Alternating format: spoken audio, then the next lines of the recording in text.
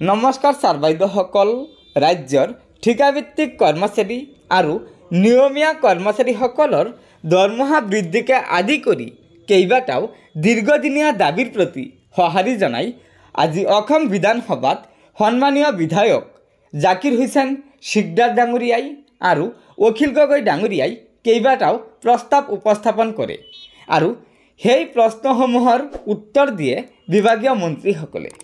গতিকে ছাৰ বাইদেউসকল, প্ৰথমতে বলক আমি জাকিৰ হুছেইন শিকদাৰ ডাঙৰীয়াৰ মন্তব্যকেইটা জানি লওঁ।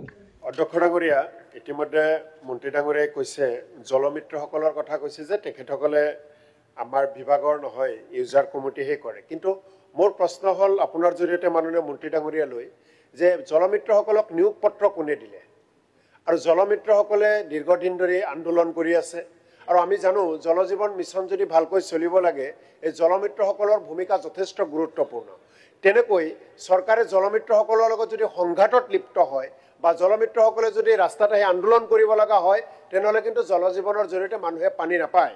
আপোনাক কেৱল এটা কথা উল্লেখ কৰিছোঁ অধ্যক্ষ মহোদয়, আপোনাৰ জৰিয়তে মন্ত্ৰী ডাঙৰীয়াক, যে বিশ্বনাথৰ হাকুমতা বাগিচাৰ জলমিত্ৰ সঞ্জীৱ কৰ্মীয়ে উপযুক্ত মজুৰি নাপায়, প্ৰাপ্য নাপায়, আত্মহত্যা কৰিছে।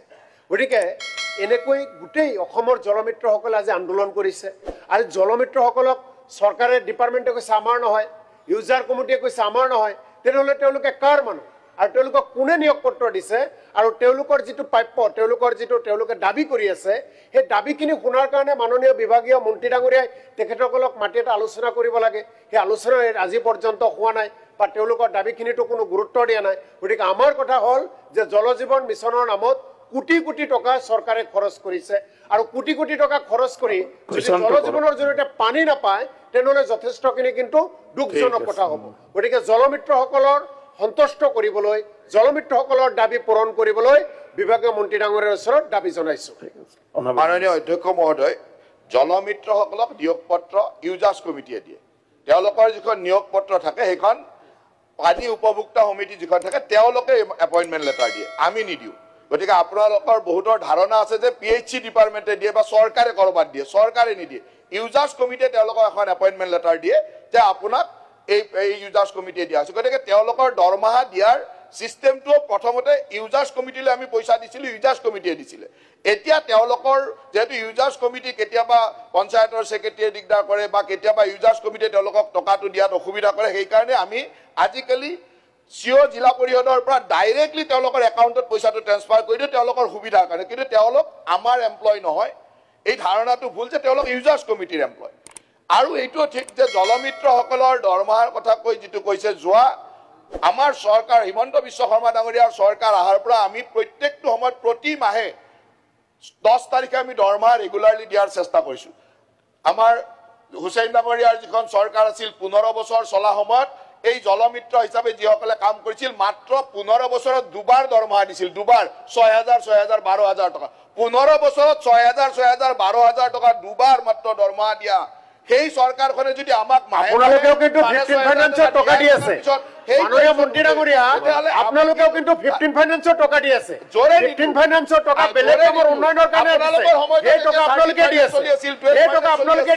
হয় ছাৰ বাইদেউসকল, এয়া আছিল জলমিত্ৰসকলৰ বাবে বিধায়ক জাকিৰ হুছেইন ডাঙৰীয়াই অসম বিধানসভাত উপস্থাপন কৰা প্ৰস্তাৱ আৰু বিভাগীয় মন্ত্ৰী ডাঙৰীয়াই এই সন্দৰ্ভত বৃহৎ ব্যাখ্যা আগবঢ়াইছে। গতিকে ছাৰ বাইদেউসকল, এতিয়া বলক আমি অখিল গগৈ ডাঙৰীয়াই অসম বিধানসভাত ৰাজ্যৰ চৰকাৰী কৰ্মচাৰীসকলৰ বাবে কি মন্তব্য আগবঢ়াইছে সেয়া জানি লওঁ।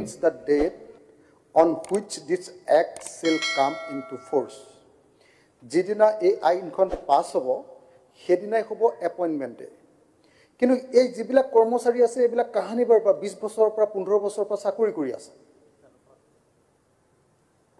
তেওঁলোক চাকৰি কৰি আছে। উপাধ্যক্ষ ডাঙৰীয়া, সেই চাকৰি কৰি থকা মানুহবিলাকে এই প্ৰভিঞ্চিয়েলাইজেশ্যনৰ পাছত আগতকৈ দৰমহা এতিয়া কমহে পাব। দৰমহাটো চবৰে কমি যাব। এতিয়া দেখোঁতে বাহিৰৰ পৰা এনেকুৱা দেখা গৈছে যে এখন বঢ়িয়া এক্ট, মানুহবিলাকৰ চাকৰিটো প্ৰভিঞ্চিয়েলাইজ হ'ব। কিন্তু এই মানুহবিলাক যোৱা 20 বছৰ ধৰি কাম কৰি আছে আৰু এতিয়া যিটো পোষ্টত তেওঁলোক ৰেগুলাৰাইজ হ'ব তাক আজিৰ ডেটটোত যদি এপইণ্টমেণ্ট ডেট হয় তেতিয়াহ'লে তেওঁলোকৰ দৰমহা আধা কমি যাব। এইটো হ'ল এই বিধেয়কখনৰ আটাইতকৈ ডাঙৰ সমস্যা। দ্বিতীয়তে তাৰপাছত কৈছে যে সেইকাৰণে আমি কৈছিলোঁ যে নহয়, আমি কি আনিছোঁ সেইকাৰণে আমি কৈছোঁ যে ঠিক আছে, তোমালোকে এটা কাম কৰা যে এপইণ্টমেণ্ট যদি সঁচাকৈ তেনেকৈ দিব লাগে, appointment as per appointment done by the board and employees should be appointed as per their present designation with full pay protection. যদি ডেটটো যিদিনা জইন কৰিছিলে তেওঁলোকে সেই ডেটটোক নধৰে, আজিৰ ডেটটোক ধৰে, তেতিয়াহ'লে তেওঁলোকক পে প্ৰটেকশ্যন দিব লাগিব। পে প্ৰটেকশ্যনটো কি যে তেওঁলোকে যিটো দৰমহা পাই আছে তাতকৈ দৰমহা বাঢ়িবহে লাগিব। প্ৰভিঞ্চিয়েলাইজ হ'লে দৰমহা আধা কমি গ'লে মানে এইটো কি আপোনাৰ প্ৰভিঞ্চিয়েলাইজেশ্যন হ'ল। তো গতিকে পে প্ৰটেকশ্যন যে তেওঁলোকে যিমান পাই আছে তাতকৈ কমিব নোৱাৰিব, এই ব্যৱস্থাটো যদি ইয়াত সংশোধিত নহয় তেতিয়াহ'লে এই বিধেয়কখনৰ জৰিয়তে সাংঘাতিক ধৰণৰ এটা সমস্যা গোটেই এমপ্লয়ীবিলাকৰ কাৰণে এই বিধেয়কখন এটা মানে ডাঙৰ প্ৰব্লেম হ'ব।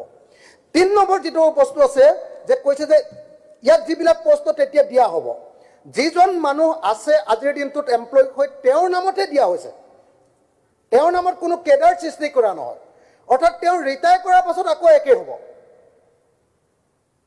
এজন ইঞ্জিনিয়াৰক তেওঁক ধৰক আজি ৰেগুলাৰাইজ কৰি দিলে, প্ৰভিঞ্চিয়েলাইজ কৰি দিলে, তাৰপিছত কৈছে যে যিজন এতিয়া আজি ইঞ্জিনিয়াৰ আছে সেই ইঞ্জিনিয়াৰজনৰ কাৰণে এই পষ্টটো, সেই পষ্টটো ৰেগুলাৰ পষ্ট নহয়, সেই পষ্টটো আকৌ নাইকিয়া হৈ যাব। তেতিয়াহ'লে কিনো এখন প্ৰভিঞ্চিয়েলাইজেশ্যন এক্ট, এইখনটো এখন অদ্ভুত এক্ট আনিলে।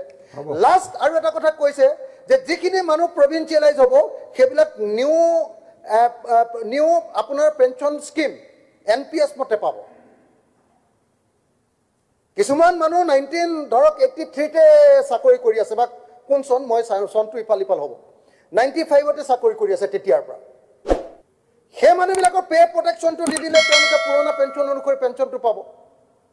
এতিয়া যদি পে প্ৰটেকশ্যন নাথাকে তেতিয়াহ'লে নিউ পেঞ্চন স্কিম অনুসৰি এতিয়া যিবিলাক মানুহক কাইলৈ আৰু 2 বছৰৰ পাছত ৰিটায়াৰ কৰিব সেই মানুহজনে 500 টকাৰ মানে বৃদ্ধ পেঞ্চনৰ নিচিনাকৈ এটা হেৰি পাব।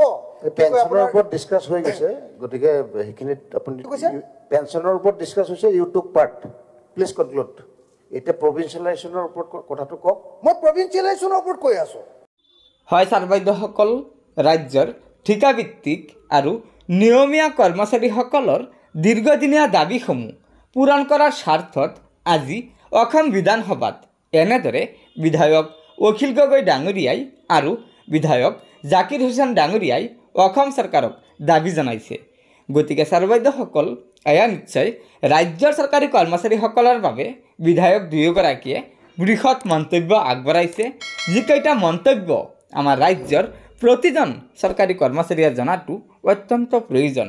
গতিকে লগৰ বন্ধুবৰ্গক এই ভিডিঅ'টো শ্বেয়াৰ কৰি আজিৰ এই গুৰুত্বপূৰ্ণ খবৰটো জনাই দিব, আৰু নতুনকৈ অহা ছাৰ বাইদেউসকলে অনুগ্ৰহ কৰি আমাৰ এই চেনেলটো ছাবস্ক্ৰাইব কৰি ল'ব।